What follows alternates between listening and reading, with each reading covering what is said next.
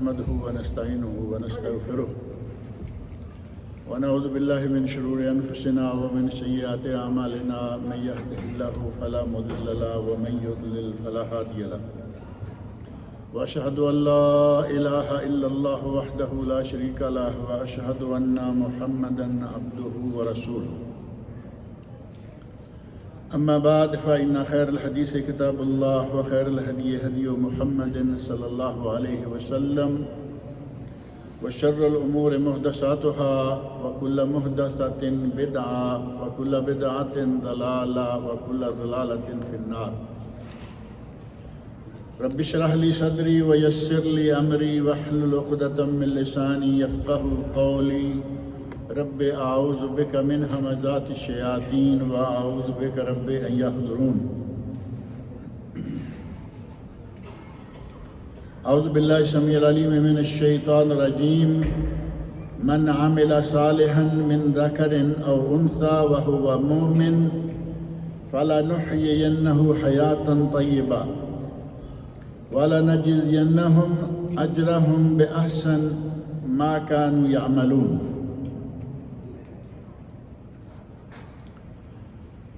اللہ رب العزت نے سورۃ النحل کی آیت نمبر 97 میں ارشاد فرمایا ہے، من عمل صالحا، جس نے کوئی نیک عمل کیا، من ذکر او انثی، وہ عمل کرنے والا مرد ہو یا عورت ہو، وہو مومن، اور یہ بھی شرط ہے کہ وہ مومن بھی ہو، مسلمان ہو۔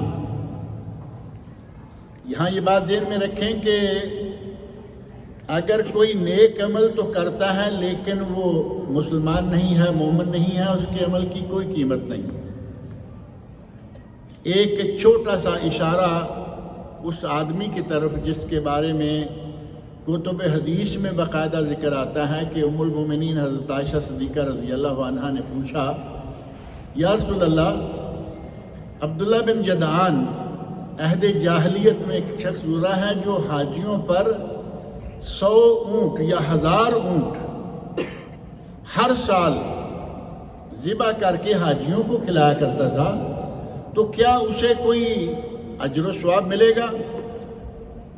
تو نبی اکرم صلی اللہ علیہ وسلم نے ارشاد فرمایا، عائشہ، اس نے کبھی یہ بات نہیں کہی کہ یا اللہ، میں تجھ پر ایمان رکھتا ہوں، مجھے آخرت میں بھی اجر و ثواب چاہیے۔ اگر کوئی مومن یا مسلمان نہیں ہے تو وہ چاہے کتنے بھی نیک عمل کرے، اس کے نیک اعمال کا اسے دنیا میں تو بدلہ مل سکتا ہے، آخرت میں اس کے لیے کچھ بھی نہیں۔ اور دنیا میں اس کو بدلہ کیا ملتا ہے وہ معروف ہے، جو آدمی نیکی کرتا ہے لوگ اس کے شکر گزار ہوتے ہیں، اس کا نام لیتے ہیں، اس کا ذکر کرتے ہیں، اچھے الفاظ میں اس سے ملتے ہیں، یہ ہو گیا دنیاوی بدلہ۔ لیکن اس کے لیے آخرت میں کچھ بھی نہیں ہے۔ اللہ رب العزت نے اس آیت میں بالکل صاف فرما دیا، وَهُوَ مُؤْمِن، مرد ہو عورت ہو، نیک عمل کرے اور وہ مومن بھی ہو، فَلَنُحْيِيَنَّهُ حَيَاةً طَيِّبَةً، ہم اسے بہترین زندگی دیں گے، بہترین زندگی گزارنے کے لیے دیں گے، حیات طیب اسے عطا کریں گے۔ وَلَنَجْزِيَنَّهُمْ أَجْرَهُمْ بِأَحْسَنِ مَا كَانُوا يَعْمَلُونَ، اور جو عمل وہ کرتے تھے ان کے اعمال سے بھی زیادہ بہتر ہم اجر اس کو عطا کریں گے۔ دنیا میں کوئی بھی عمل انسان سر انجام دیتا ہے تو اس کا وہ عمل ضائع نہیں جاتا، عورت ہو مرد ہو کوئی بھی ہو، نیک عمل کرے اسے اللہ رب العزت اس کا بدلہ دنیا میں بھی دیتا ہے، آخرت میں بھی دیتا ہے۔ ایک بات عام طور پر لوگوں کے ذہن میں بیٹھی ہوئی ہے کہ نماز پڑھیں تو ثواب ہوگا، آخرت میں اجر ملے گا، روزہ رکھیں ثواب ہوگا، آخرت میں اجر ملے گا، زکوٰۃ دیں دنیا میں بھی ثواب ہوگا لیکن ثواب ہوگا آخرت میں بھی اجر ملے گا، حج ہر کام کو، ہر عمل کو ہم نے آخرت کے ساتھ جوڑا ہوا سمجھ لیا۔ یہ ہماری سمجھ کی غلطی ہے، جبکہ ایسا نہیں ہے۔ اللہ رب العزت ارشاد فرماتے ہیں فَلَنُحْيِيَنَّهُمْ حَيَاتًا طَيِّبَةً، فَلَنُحْيِيَنَّهُ، جو مرد جو عورت نیک عمل کرے گا فَلَنُحْيِيَنَّهُ حَيَاتًا طَيِّبَةً، ہم اسے بہترین زندگی عطا کریں گے۔ زندگیاں کتنی ہیں؟ دو ہیں یا نہیں؟ حیات دنیاوی اور حیات اخروی۔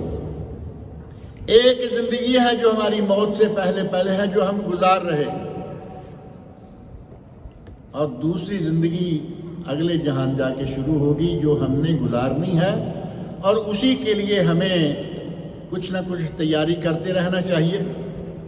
الدنیا مزرعۃ الآخرہ، جیسا کہ معروف ہے کہ دنیا آخرت کی کھیتی ہے، کچھ بو لیں گے وہاں کاٹ لیں گے، کچھ نہیں بوئیں گے تو وہاں خالی ہاتھ رہ جائیں گے۔ اچھا بوئیں گے اچھا بدلہ، برا بوئیں گے برا بدلہ۔ یہ فہم جو ہے کہ آخرت میں ہی ثواب ملے گا، یہ فہم غلط ہے۔ اللہ رب العزت مومن کو اس زندگی میں بھی بہترین زندگی، سعادت مند زندگی اور خوشگوار زندگی عطا کرتا ہے۔ آخرت میں اجر و ثواب تو ہے ہی ہے، لیکن ساتھ ہی اس دنیا میں بھی اسے اجر و ثواب ملے گا۔ آپ اس سلسلہ میں جو اجر و ثواب یا جو فائدے ہمیں دنیا میں حاصل ہوتے ہیں، ان میں سے ایک پہلو بطور خاص ذہن میں رکھیں۔ اگر ہم کوئی نیک عمل کرتے ہیں، اللہ کی اطاعت کرتے ہیں، اللہ کی عبادت کرتے ہیں، تو اس کے جو مختلف پہلو ہیں ان میں سے ایک پہلو یہ ہے کہ بندے کو دنیا میں بھی اس کا فائدہ ملے گا۔ ایک فائدہ ہے معاشرتی فائدہ، ہماری سوشل لائف میں اللہ ہمیں فائدہ عطا کرے گا۔ اور وہ فائدہ کیا ہوگا؟ اگر آدمی اپنے والدین کے ساتھ نیکی کرتا ہے تو عموماً تو یہی ہے نا کہ اللہ تعالیٰ راضی ہوگا، اللہ تعالیٰ جنتیں دے گا، ماں کے پاؤں کے نیچے جنت، والد جنت کا دروازہ۔ کیا صرف وہی ہوگا؟ نہیں، وہ تو انشاءاللہ ہوگا، لیکن ساتھ ہی اسے اس دنیا میں بھی اس کا بدلہ ملے گا۔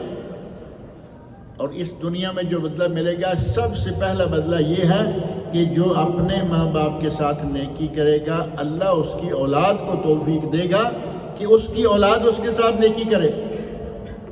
دنیا میں فائدہ ہوا یا نہیں؟ اور جو دنیا میں اپنے والدین کو ستائے گا، اپنے والدین کی خدمت نہیں کرے گا، نافرمانی کرے گا، ان کے دل کو دکھ پہنچائے گا، اللہ اس کو ایسی اولاد دے گا یا اس کی اولاد کو ایسا بنا دے گا کہ وہ اس کو دکھ دیں گے۔ جیسا بوئیں گے ویسا ہی کاٹیں گے۔ آج آپ اپنے والدین کی عزت و خدمت کریں گے، کل آپ کی اولاد آپ کی عزت و خدمت کرے گی۔ جیسا بھی ہم عمل کریں گے، اللہ رب العزت اس کا ہمیں دنیا میں ہی بدلہ دے دیتا ہے۔ اور اس سلسلہ میں اگر حضرت اویس قرنی رحمۃ اللہ علیہ کا واقعہ ذہن میں لایا جائے تو بات بڑی آسانی سے سمجھ میں آ جاتی ہے کہ آپ اندازہ کرو، ایک آدمی نے اپنی ماں کی خدمت کے لیے شرف صحابیت چھوڑ دیا، صحابی ہو جاتے تھے، اور یمن کوئی دور نہیں تھا مدینہ منورہ سے۔ یمن کی بہت ساری دنیا آ کے مسلمان ہوئی، نبی صلی اللہ علیہ وسلم کے دستے مبارک پر آ کے بیعت کی، لیکن اویس قرنی نہیں آئے۔ یہاں کہ میری ماں ہے اور اس کی خدمت کے لیے میرے سوا کوئی نہیں، میں نبی صلی اللہ علیہ وسلم کی خدمت میں جاؤں تو میری ماں کا خیال کون رکھے؟ آخرت میں اللہ رب العزت ان کے عمل کو قبولیت عطا فرمائے گا، بلکہ قبولیت فرما چکا، جس کا اندازہ نبی اکرم صلی اللہ علیہ وسلم کے اس ارشاد سے ہوتا ہے کہ آپ نے حضرت عمر فاروق رضی اللہ عنہ سے فرمایا تھا، عمر اگر تمہیں کبھی وہ شخص مل جائے اویس قرنی، اگر تمہیں وہ شخص مل جائے تو اس سے اپنے لیے دعا کروانا۔ آپ اندازہ کریں کہ اللہ رب العزت نے دنیا میں کتنی عزت دی اس آدمی کو۔ صحابی، نبی صلی اللہ علیہ وسلم کے داماد، نبی صلی اللہ علیہ وسلم کی مراد۔ مرید تو لوگ بناتے ہی ہیں نا۔ حضرت عمر فاروق رضی اللہ عنہ مرید بننے سے پہلے مراد تھے۔ مرادیں مانگی جاتی ہے نا۔ نبی صلی اللہ علیہ وسلم نے دعا مانگی اللہ سے، یا اللہ اسلام کو عزت دے۔ عمر بن ہشام سے یا عمر بن خطاب سے، ان دونوں میں سے جو تجھے زیادہ پیارا ہے، زیادہ محبوب ہے، اس کے ساتھ اسلام کو عزت عطا فرما۔ عمر بن ہشام کون ہے؟ ابو جہل۔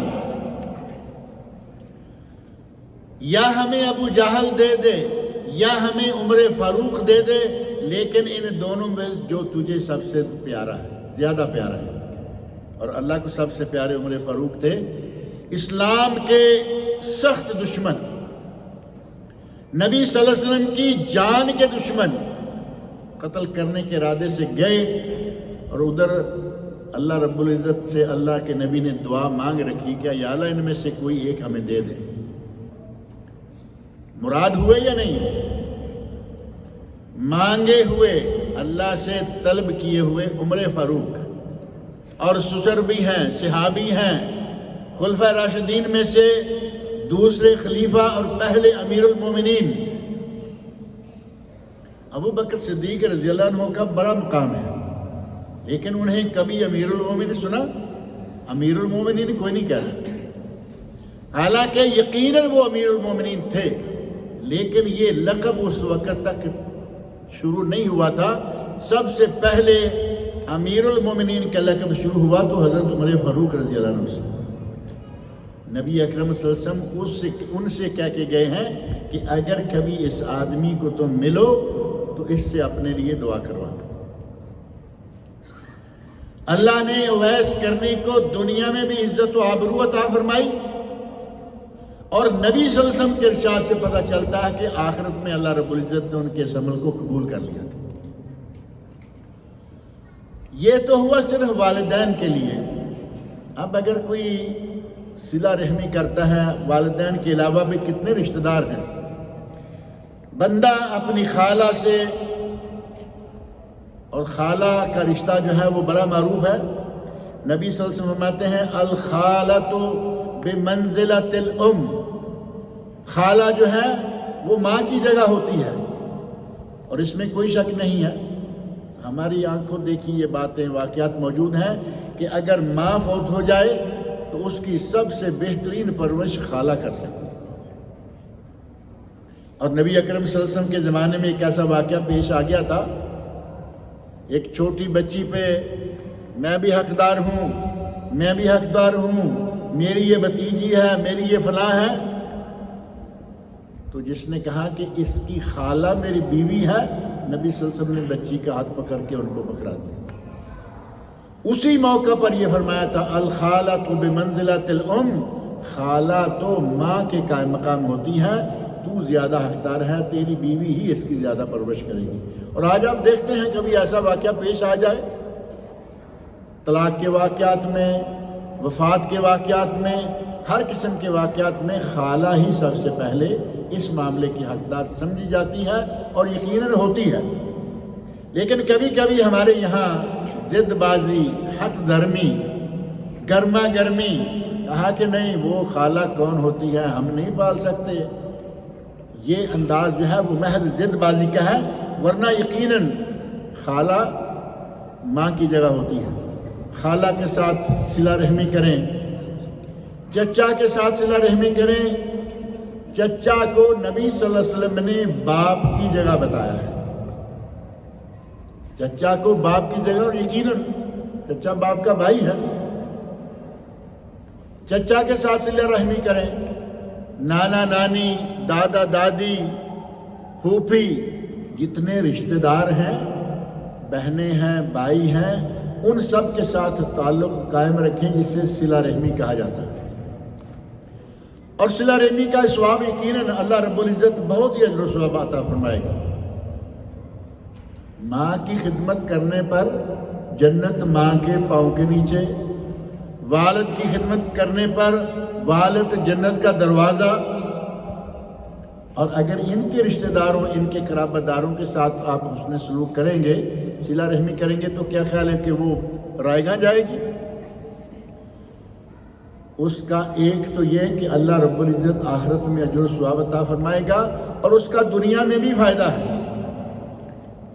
ایک حدیث جو کہ صحیح بخاری مسلم کی متفق علیہ حدیث ہے، اس میں نبی صلی اللہ علیہ وسلم ارشاد فرماتے ہیں من سرہ ان یبسط لہ فی رزقہ، اور دوسری روایت میں ہے من احب ان یبسط لہ فی رزقہ، جسے یہ پسند ہو، جسے یہ بات اچھی لگے کہ اس کے رزق میں اضافہ ہو۔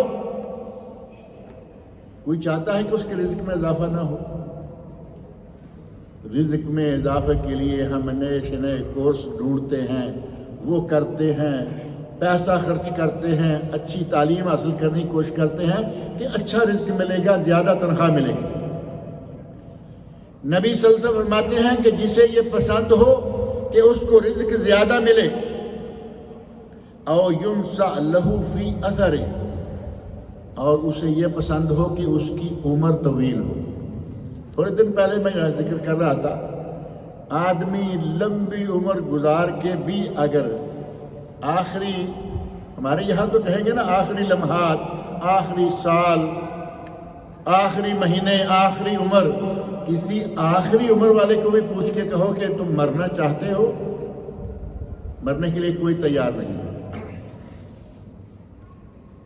سوائے بعض ان لوگوں کے جو اپنوں کے ستائے ہوئے، آدمی بوڑھا ہو گیا، اپنی خدمت نہیں کر رہے، بلکہ ایسے واقعات آج کل میڈیا میں عام گشت کرتے رہتے ہیں کہ 7 بچوں کا باپ اور ماں ایک کٹھیا میں 7 بچوں کو پالا، تعلیم دی، اعلیٰ عہدوں پر فائز اور بڑے اعلیٰ مکان بنائے ہوئے ہیں، ماں باپ بیچارے کہیں چادر لگا کے درخت کے اوپر یا کسی بھی طرح گزارا کر رہے ہیں۔ یہ ابھی حال ہی میں واقعہ پیش ہے۔ اگر آپ لوگ اپنے والدین کے ساتھ یہ سلوک کریں گے تو انشاءاللہ وہ وقت آئے گا کہ آپ کی اولاد آپ کے ساتھ یہ سلوک کرے گی، آج نہیں تو کل صحیح۔ یہاں دیر ہے، اللہ کے گھر میں دیر ہے، اندھیر نہیں۔ آج ماں باپ کو آپ دھکے مار کے گھر سے نکالیں گے، کل آپ کو جوتے مارنے والا آ جائے گا۔ اپنے لوگوں کے ساتھ صلح سلوک کرنے پر نبی اکرم صلی اللہ علیہ وسلم ارشاد فرماتے ہیں کہ اگر تمہیں زیادہ رزق چاہیے، روزی چاہیے، پیسہ دولت زیادہ چاہیے، یا تمہیں لمبی عمر چاہیے، لمبی عمر کتنی چاہیے؟ نبی اکرم صلی اللہ علیہ وسلم کا ارشاد آپ کے سامنے ہے، آپ دعا مانگ کرتے تھے، اللہم انی اعوذ بک من ارذل العمر، اے اللہ میں اس عمر سے تیری پناہ مانگتا ہوں جس عمر میں میں خود کچھ کرنے کے لائق نہ رہوں اور مجھے دوسرے سہارا دے کے باتھ روم میں لے کے جائیں۔ یہ ارذل العمر ہے،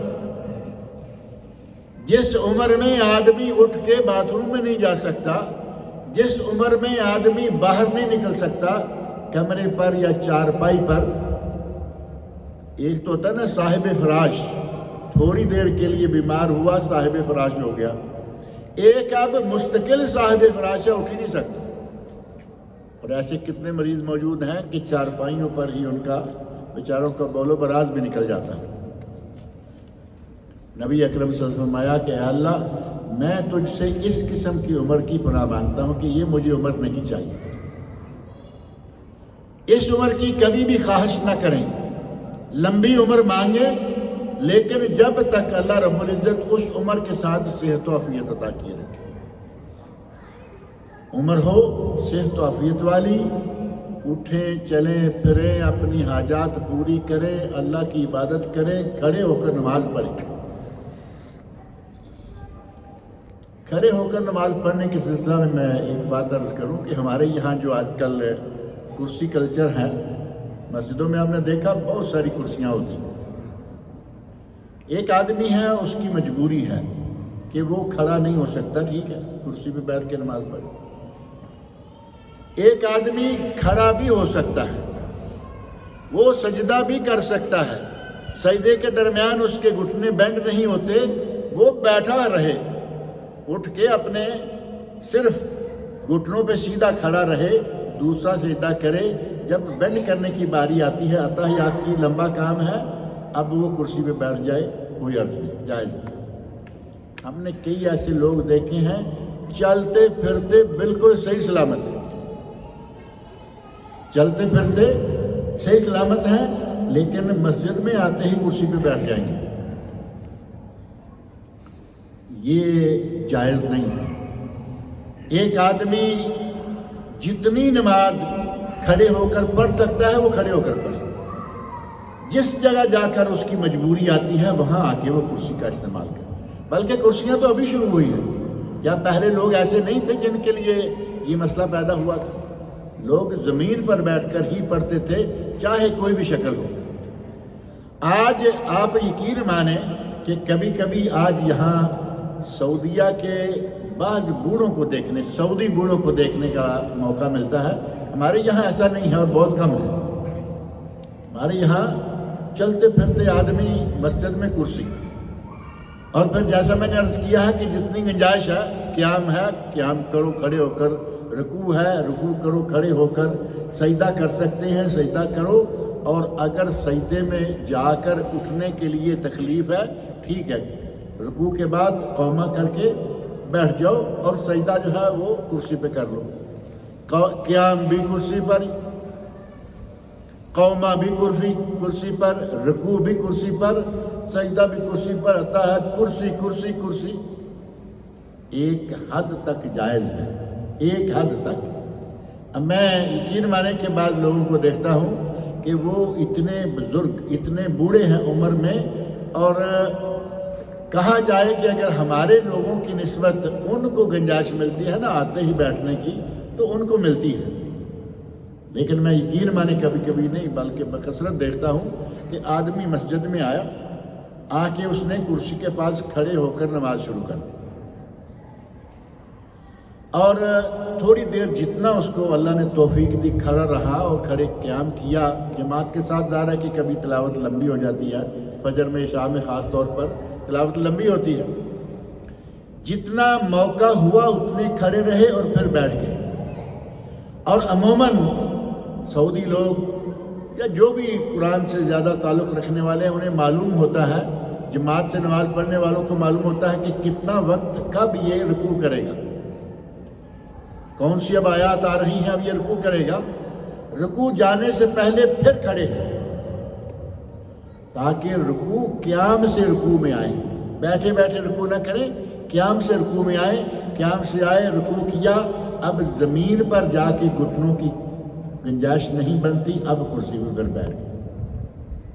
یعنی جہاں صرف مجبوری آتی ہے وہاں کرسی جائز ہے، لیکن ہر وقت کرسی کرسی کرسی کرسی، ہر حال میں کرسی، یہ جائز نہیں ہے۔ نبی اکرم صلی اللہ علیہ وسلم نے اس عمر سے پناہ مانگی ہے کہ جس عمر میں آدمی اتنا کمزور ہو جائے کہ وہ چار پائی پر ہی اپنی قضائے حاجت بھی کر دے، بول و برات بھی کر دے، وہ جائز، وہ عمر مانگنا نبی صلی اللہ علیہ وسلم نے نہیں مانگی، ہمیں نہیں مانگنا چاہیے، اس سے پناہ مانگی ہے، لیکن ہمارے یہاں ایسا نہیں ہے۔ ہمارے یہاں آخر عمر میں پہنچے ہوئے بڑے لاغر، بڑے ضعیف، کسی کام کے نہیں رہے، تب بھی مرنے کا نام نہیں ہمیں۔ اللہ تعالیٰ جس کو لمبی عمر دے، ساتھ ہی صحت و عافیت بھی عطا فرمائے۔ نبی اکرم صلی اللہ علیہ وسلم نے فرمایا کہ جس آدمی کو یہ چاہیے کہ اس کی عمر لمبی ہو، اس کی روزی زیادہ ہو، اسے چاہیے فَلْيَصِلْ رَحِمَهُ، کہ وہ صلہ رحمی کرے، ماں باپ کے ساتھ، بہن بھائیوں کے ساتھ، خالہ ماموں کے ساتھ، پھوپھی چچا کے ساتھ، اور اس کے بعد جو ان کے قریبی، جہاں تک ہو سکے۔ صلہ رحمی کیا ہے؟ آج کل یہ مسئلہ بڑا آسان ہو گیا ہے، پہلے تھا کہ 10 کلومیٹر پر 50 کلومیٹر یہ جائیں گے، پیدل جانا ہے، وہاں راستہ نہیں ہے، یہ آج وہ معاملے سارے ختم ہو، ساری مسافتیں ختم، ساری دوریاں ختم. آج یہ موبائل جو ہے آپ کے ہاتھ میں ہے, کیا فون بھی نہیں کر سکتے؟ اور نہیں کرتے. بعض لوگ ایسے دیکھے گئے ہیں کہ ماں باپ کو شاید عید کے دن فون کر لیں, ورنہ سال بھر فون نہیں کرتے. انگریزوں کی طرح ہم نے بھی اپنے والدین کے ساتھ اس قسم کا اسکول, ان کے یہاں مدر ڈے ہے نا ایک, سارا سال ماں باپ کسی پر ہیں, اولڈ ہوم میں پڑے ہوئے ہیں, اور یہ سال میں ایک مرتبہ مدر ڈے, فادر ڈے, جو کوئی ڈے آتا ہے وہاں پھول لے جا کے پتہ نہیں کس منہ سے اب سال کے بعد یہ ماں کے سامنے جائے گی. یہاں سعودیہ میں ایک واقعہ پیش آیا, مجھے معلوم نہیں کہ یہاں میں نے ذکر کیا ہے یا نہیں.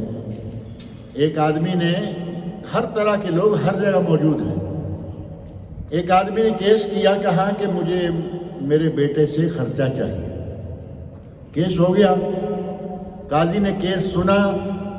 کیس کیا تھا؟ والد ہے وہ کہہ رہا ہے کہ مجھے اپنے فلاں بیٹے سے ماہانہ خرچہ چاہیے. کہا بزرگوں کتنا خرچہ چاہیے؟ کہا 1 ریال.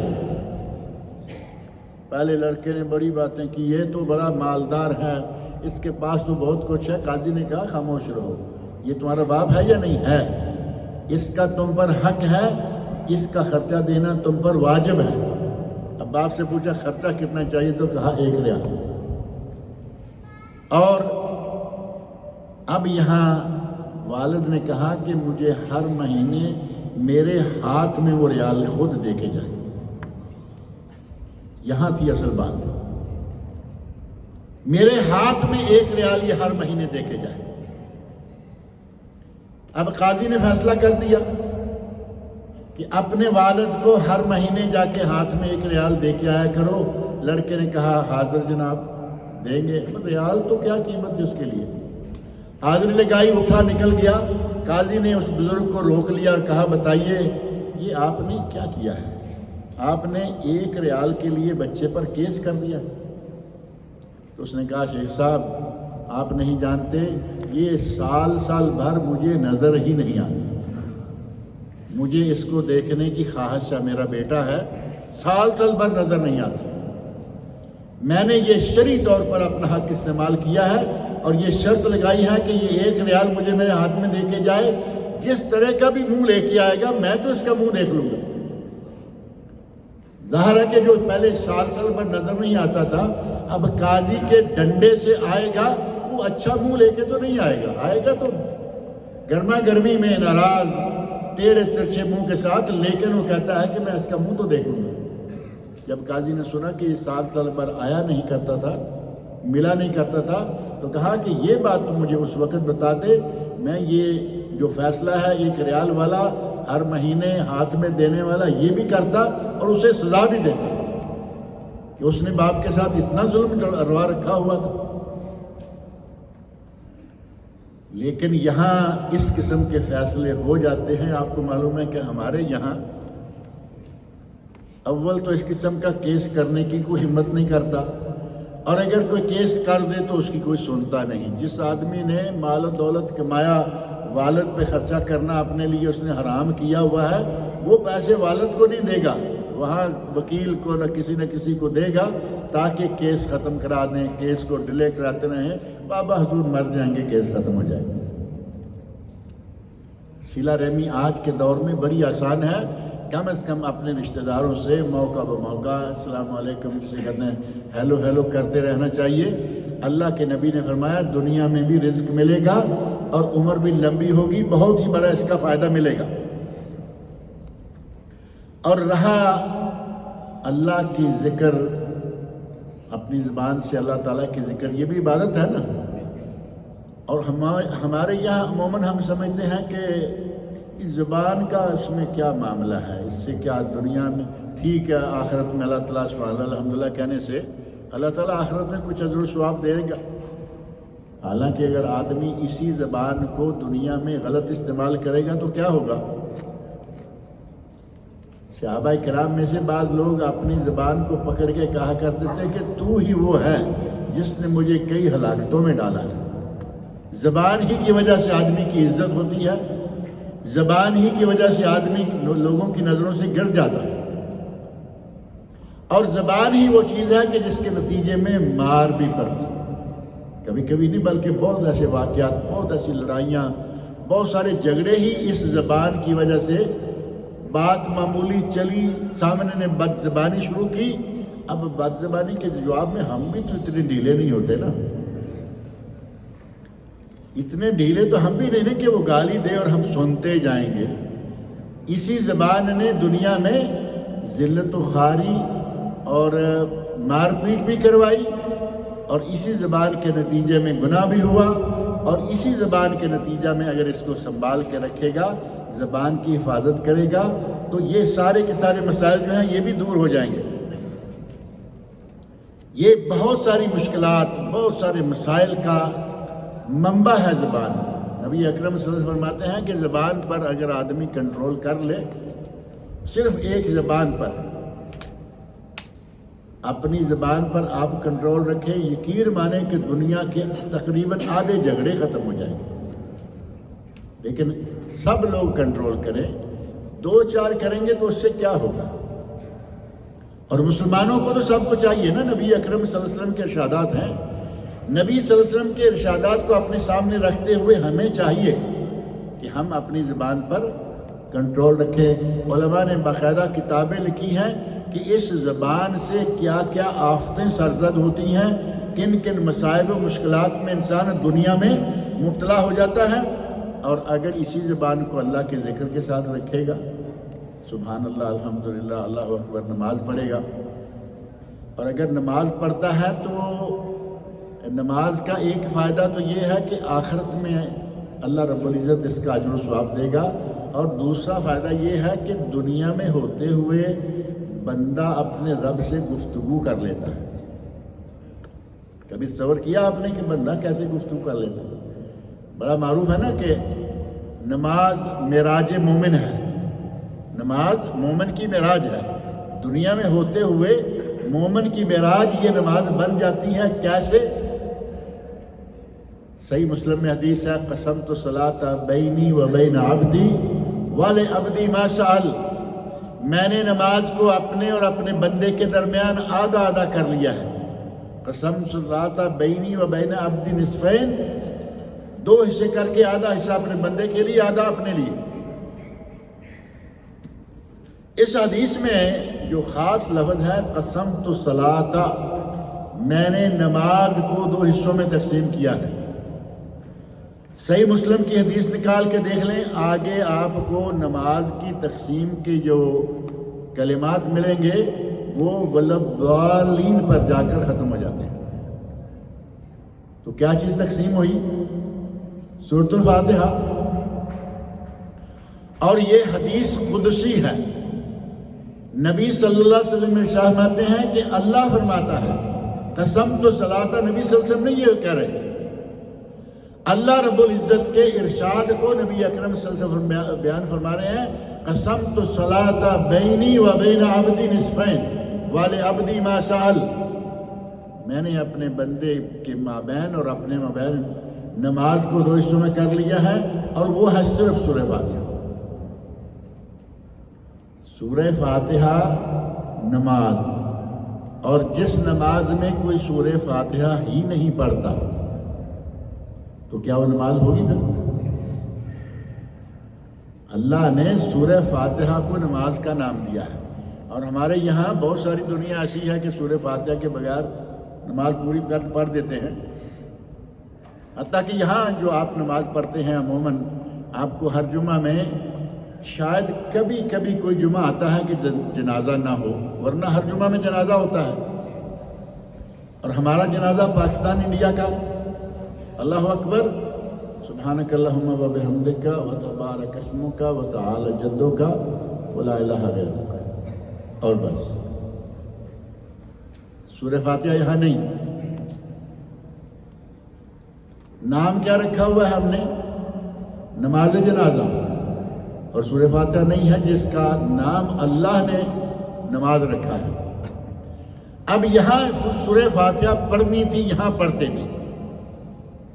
اب 3 دن تک گھر والوں کو چنے چبوا دیں گے، جب فرصت ملی ان کے گھر فاتحہ پڑھیے، جب فرصت ملی ان کے گھر فاتحہ پڑھیے، گئے جا کے چائے پانی پیا، جہاں پیپسی اور 7 اپ والے ہیں وہ 7 اپ پیپسی، کہیں چائے پانی، کہیں حقہ پانی، سگریٹ پانی. اور یقین مانے کہ ایسی عجیب محفلیں یہ ہوتی ہیں کہ حقہ بھی پی رہے ہیں. ہمارے دیسی علاقوں میں حقہ چل رہا ہے مسلسل، حقہ پیتے پیتے حقہ 4 6 10 لوگوں کے درمیان ایک کافی ہوتا ہے، وہ گھما دیتے ہیں. گھماتے گھماتے میرے پاس مثال کے طور آیا نا، تو میں وہ اللہ تعالیٰ مجھے محفوظ رکھے اس سے اور آپ سب کو بھی، کش لگایا اور ایک آدمی آ کے کہتا ہے جی فاتحہ پڑھو. اب فاتحہ پڑھنے کے لیے کیا کرتے ہیں، یہ انداز ہے، یہ ذرا بڑا ہے، اس کی نیت چھوٹی ہوتی ہے تاکہ اگلے کو ابھی نہ چلے جائے، کیونکہ میں نے اپنا کام پورا کر کے اس کو آگے کرنا ہے. اور یہ سورہ فاتحہ یہاں پڑھیں گے، حقہ پیتے پیتے، اندازہ کریں آپ. تمباکو نوشی کو حرام قرار دیا گیا، حرام بھی کیے جائیں گے اور سورہ فاتحہ بھی پڑھیں گے. اور جہاں پڑھنی تھی مسجد کے اندر باوضو ہے، صاف ستھرے ہیں، یہاں سورہ فاتحہ نہیں پڑھیں گے. اللہ رب العزت نے اس کو نماز قرار دیا ہے، اپنی نمازوں میں سورہ فاتحہ پڑھا کرو، کبھی کوئی رکعت سورہ فاتحہ کے بغیر خالی نہ پڑھو. اللہ رب العزت نے سورہ فاتحہ کو نماز قرار دیا ہے، اور نماز کے لیے کہا ہے کہ جب میرا بندہ کہتا ہے الحمدللہ رب العالمین، تو اللہ تعالیٰ فرماتے ہیں حامدنی عبدی، حامدنی عبدی، میرے بندے نے میری تعریف کی ہے.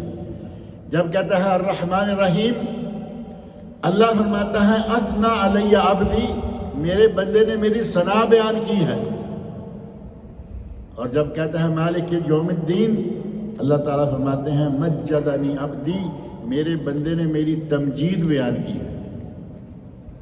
اب آگے کیا آ گیا، ایاک نعبد و ایاک نستعین، فرمایا میرے بندے کے درمیان یہ حصہ مشترک ہے، تیری عبادت کرتا ہوں اور اپنے لیے صرف تجھی سے مدد مانگتا ہوں.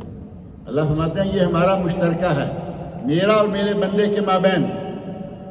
اب آگے اہدنا الصراط المستقیم صراط الذین انعمت علیہم غیر المغضوب علیہم ولا الضالین. اللہ فرماتا ہے کہ یہ میرے بندے کے لیے ہے، ہدایت مانگ رہے ہیں نا، یہ میرے بندے کے لیے ہے. وَلِعَبْدِي مَا سَأَلَ، میرا بندہ جو مجھ سے مانگے گا میں اس کو دوں گا. نماز دنیا میں ہوتے ہوئے بندے کا اللہ کے ساتھ گہرا تعلق بنا دیتی ہے، جس کو مناجات بھی کہا جاتا ہے کہ بندہ اللہ کے ساتھ باتیں کرتا ہے. یہ ہے معراج مومن. معراج مومن کا جو مشہور جملہ ہے نا، یہ کسی صحیح حدیث میں تو مجھے نہیں ملا، لیکن ان معنوں میں نماز معراج مومن ہے کہ نبی صلی اللہ علیہ وسلم نے آسمان پر جا کر، اللہ رب العزت نے نبی صلی اللہ علیہ وسلم کو آسمانوں پہ منگوا کر بلا کر گفتگو کی. ہم نماز میں کھڑے ہو کر گفتگو کرتے ہیں. اسی طرح ان عبادتوں کے اللہ رب العزت کی اطاعت کے بہت سارے فائدے وہ بھی ہیں جن میں اقتصادی اور مادی فوائد بھی ہیں. نماز روزے کے اللہ رب العزت سے تقوی اختیار کرنے کے اقتصادی اور مادی فوائد ہیں، یعنی پیسہ بھی ہے، روزی بھی ہے. قرآن کریم میں اللہ رب العزت نے سورۃ الطلاق کی آیت نمبر 2 اور 3 میں ارشاد فرمایا ہے وَمَن يَتَّقِ اللَّهَ يَجْعَل لَّهُ مَخْرَجًا وَيَرْزُقْهُ مِنْ حَيْثُ لَا يَحْتَسِبُ. جو اللہ کا تقوی اختیار کرے ہم اس کے لیے راہیں کھول دیتے ہیں،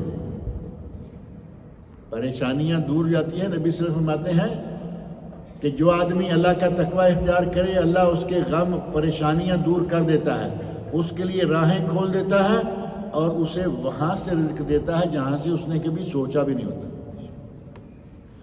اور قرآن کریم میں اللہ رب العزت میں یہی بات ارشاد فرمائی ہے وَمَن يَتَّقِ اللَّهَ يَجْعَل لَّهُ مَخْرَجًا. جو اللہ کا تقوی اختیار کرے اللہ اس کے لیے راہیں بنا دیتا ہے. وَيَرْزُقْهُ مِنْ حَيْثُ لَا يَحْتَسِبُ، اور اسے وہاں سے رزق دیتا ہے جہاں سے اس نے کبھی سوچا بھی نہیں ہوتا. کبھی کبھی زندگی میں ایسے واقعات آتے ہیں کہ آدمی کے وہم و گمان میں نہیں ہوتا کہ مجھے یہاں سے رزق ملے گا، لیکن اللہ مہیا کرتا ہے۔ آدمی نے سوچا بھی نہیں کہ مجھے اس جگہ سے، اس علاقے سے رزق ملے گا، لیکن اللہ رب العزت رزق دیتا ہے۔ گویا کہ اس بندے کے تقویٰ کی نشانی ہے کہ بغیر سوچے سمجھے وہ وہاں رزق ملے گا، اس نے کبھی وہم و گمان میں بھی نہیں لایا، لیکن اللہ اس کو وہاں سے رزق دے دیتا ہے۔ تو اگر آدمی تقویٰ اختیار کرے تو صرف یہ نہیں کہ تقویٰ کے نتیجہ میں اللہ اسے آخرت میں اجر و ثواب دے گا، بلکہ اللہ تعالیٰ دنیا میں بھی اس کو اجر و ثواب عطا کرتا ہے۔ اور اخروی فوائد جو ہیں وہ تو معروف ہے نا، عبادتوں کے، اطاعتوں کے، خاص طور پر اطاعت رسول صلی اللہ علیہ وسلم اور اطاعت الہی کے۔ قرآن کریم میں اللہ رب العزت نے کئی مقامات پر اس سلسلہ میں ارشاد فرمایا۔ سورہ کہف آیت نمبر 107 اور 8، ان الذین آمنوا وعملوا الصالحات کانت لہم جنات الفردوس نزلا، جو لوگ ایمان لائے اور انہوں نے نیک عمل کیے ان کے لیے جنات، جنتیں ہیں، جنت الفردوس ہے اور مہمانی ہے اللہ رب العزت کی طرف سے۔ خالدین فیہا، ان جنتوں میں وہ ہمیشہ رہیں گے، لا یبغون عنہا حولا، لا یبغون عنہا حولا، اس جنت سے وہ نکلنا نہیں چاہیں گے، ہٹنا نہیں چاہیں گے۔ اللہ رب العزت نے دوسرے مقام پر فرمایا، اس جگہ اللہ نے فرمایا کہ اسے جنت ملے گی، اور دوسری جگہ فرمایا کہ اسے جہنم سے اللہ بچائے گا۔ سورہ مریم آیت نمبر 71 اور 72، وَإِن مِّنكُمْ إِلَّا وَارِدُهَا، تم میں سے ہر شخص جہنم پر وارد کیا جائے گا، ہر شخص جہنم پر وارد کیا جائے گا۔ کَانَ عَلَى رَبِّكَ حَتْمًا مَقْضِيًّا، یہ اللہ رب العزت کا حتمی فیصلہ ہے، طے ہو چکا ہے کہ ہر آدمی کو جہنم پر وارد کیا جائے گا۔ لیکن آگے کیا ہوگا؟ ثُمَّ نُنَجِّي الَّذِينَ اتَّقَوْا، جو تقوی والے ہیں انہیں اللہ نجات دے دے۔ پل صراط کا تصور کر لے، اب بات آسانی سے سمجھ میں آ جائے گی۔ پل صراط جو ہے وہ جہنم کے اوپر سے گزر رہا ہے، ہر آدمی آیا یا نہیں جہنم پر؟ جن کو اللہ نے بچانا ہے وہ آرام سے پار گزر جائیں گے، اور جن لوگوں کو پکڑنا ہے وہ وہاں انہیں پکڑ لے گا۔ فرمایا وَنَذَرُ الظَّالِمِينَ فِيهَا جِثِيًّا، ظالموں کو اللہ گھٹنوں کے بل وہاں گرا دے گا۔ تو یہ جہنم سے بچنے کے لیے بھی اللہ رب العزت کی اطاعت اور تقویٰ اور ایمان اور عمل، اور جنت میں داخل ہونے کے لیے بھی۔ اور اگر دنیا میں آدمی چاہے کہ دنیا میں بھی اللہ رب العزت اس کو عزت عطا فرمائے، میں نے کئی ایک باتیں ذکر کی ہیں کہ اللہ نیک اعمال کے نتیجہ میں دنیا میں بھی عزت عطا فرماتا ہے۔ اور نبی اکرم صلی اللہ علیہ وسلم کی ایک حدیث ہے، سبعۃ یظلھم اللہ یوم القیامہ یوم لا ظل الا ظلہ، قیامت کے دن 7 لوگوں کو اللہ اپنے سائے میں جگہ دے گا، اور بعض روایت میں اپنے عرش کے سائے میں۔ لیکن عرش کا لفظ جو ہے اس کی بجائے جو صحیح ترین روایت ہے اس میں ہے یظلھم اللہ فی ظلہ، اللہ اپنے سائے میں ان کو جگہ دے گا، یوم لا ظل الا ظلہ، جس دن کہ کوئی سایہ نہیں ہوگا سوائے اس کے سائے کے۔ اس میں خاص طور پر ایک نوجوان کا ذکر ملتا ہے، شاب نشأ فی عبادت اللہ، وہ نوجوان جو اللہ کی عبادت میں اپنی جوانی کو گزار رہا ہے۔ جوانی کا خاص طور پر اللہ نے ذکر کیا سورہ کہف میں، فتیۃ آمنوا بربہم، کچھ نوجوان تھے جو اللہ پر ایمان لے آئے۔ سورہ کہف میں خاص جوانوں کا ذکر ہے، یہاں بھی نوجوان کا ذکر کیا، شاب نشأ فی عبادت اللہ، نوجوان جو کہ اللہ کی عبادت میں ہی پلا بڑھا۔ اور باقی جو 6 لوگ ہیں وہ آپ کے علم میں ہیں۔ اللہ رب العزت نے ان لوگوں کو کیوں اپنے سائے میں جگہ دی ہے؟ شاب نشأ فی عبادت اللہ، نوجوان جو اللہ کے سامنے جھکتا ہے، اس کی عبادت پہ لگا رہتا ہے، اللہ رب العزت اس کو آخرت میں اپنے سائے میں، قیامت کے دن جب کوئی دوسرا سایہ نہیں ہوگا، اللہ رب العزت اسے اپنے سائے میں جگہ دے گا۔ روزہ ہے، اس کے اخروی فوائد تو ہیں، ساتھ جسمانی اور مادی فوائد اس کے بھی ہیں۔ یہ تو ہمیں معلوم ہے نا، بڑا مشہور ہے کہ روزے سے آدمی کی صحت بحال رہتی ہے۔ یہ الگ بات ہے کہ ہمارے یہاں روزے میں وزن بڑھ جاتا ہے، وزن بڑھ جائے تو وہ صحت ہے یا کچھ اور ہے؟ وزن بڑھ جائے تو سمجھو یہ صحت نہیں ہے، اپوزٹ جا رہے ہیں، اور یہ ہماری اپنی کوتاہیوں کا نتیجہ ہے۔ ورنہ اگر معدے کو کچھ عرصے کے لیے خالی رہنے دیا جائے اور پھر ہلکی پھلکی غذا استعمال کی جائے تو یقیناً وزن اتنا نہیں بڑھے گا۔ انگریزوں نے، غیر مسلم لوگوں نے، ڈاکٹروں نے، سائنسدانوں نے باقاعدہ تحقیقات کر کے رزلٹ بتایا ہے اور کہا ہے کہ اگر کوئی آدمی سال میں 1 مہینہ یہ مسلمانوں والا کام کر لے، وہ دسیوں سینکڑوں بیماریوں سے بچ جائے گا۔ لیکن بچے گا تب جب ان کا سب کا تجزیہ یہ ہے کہ معدے پر ذرا ہلکا پن آ جاتا ہے، جو فضلے ہیں یعنی معدے کے اندر جو رطوبتیں جمع ہو چکی ہیں وہ نکل جائیں گی، ختم ہو جائیں گی۔ اور معدے کو کہا گیا نا کہ بیت الداء، بیماریوں کا گھر ہوتا ہے معدہ۔ پیٹ ہی بیماریوں کا سب سے بڑا ذریعہ ہے۔ ایکسیڈنٹ سے موتیں ہوتی ہیں، اس میں کوئی شک نہیں، اور کئی چیزیں ہیں، لیکن آپ دیکھو بلڈ پریشر کہاں سے آتا ہے، شوگر کہاں سے آتی ہے، موٹاپا کہاں، ساری چیزیں وہی ہیں۔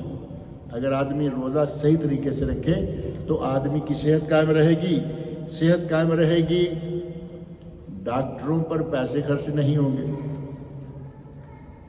دولت آئی یا نہیں آئی؟ آئی بھی اور محفوظ بھی رہی۔ اسی طرح حتیٰ کہ جو وضو کرنا ہے، نظافت ہے، صفائی ہے، آپ وضو کرتے ہیں، آخرت میں اجر و ثواب ملے گا، اللہ کی رضا صاحب حاصل ہوگی۔ اور ساتھ ہی اگر آپ صاف ستھرے وضو کر کے صاف ستھرے رہیں گے تو بیماریوں سے بچیں گے یا نہیں؟ ہمارے یہاں جو تصور ہے، میں نے شروع میں بات ذکر کی تھی کہ صرف ان عبادات کا، اطاعت کا آخرت میں ہی صرف اجر ملتا ہے، نہیں، ہم اجر کے لیے ہی الحمدللہ عمل کرتے ہیں، لیکن ان کے فوائد دنیا میں بھی ہمیں ملتے ہیں۔ یہ ذہن میں رکھیں کہ کبھی ایسا بھی نہ اپنے ذہن میں جما لیں کہ ہمیں میڈیکل فائدے چاہیے، ہمیں مادی دنیاوی فائدے چاہیے، اسی لیے ہم یہ کام کریں گے، ایسا نہیں۔ ہم نے یہ عبادت اللہ رب العزت کے لیے کرنی ہے اور اللہ رب العزت یقیناً ہمیں ان کے فائدے دے گا۔ لیکن یہ کر لینا کہ ہم صرف فائدوں کے لیے، دنیاوی فائدوں کے لیے ہی یہ بات کریں گے، یہ نہ ہو۔ اللہ کی رضا کے لیے بات کریں، اللہ رب العزت انشاءاللہ دنیاوی فائدے بھی ہمیں عطا کرے گا۔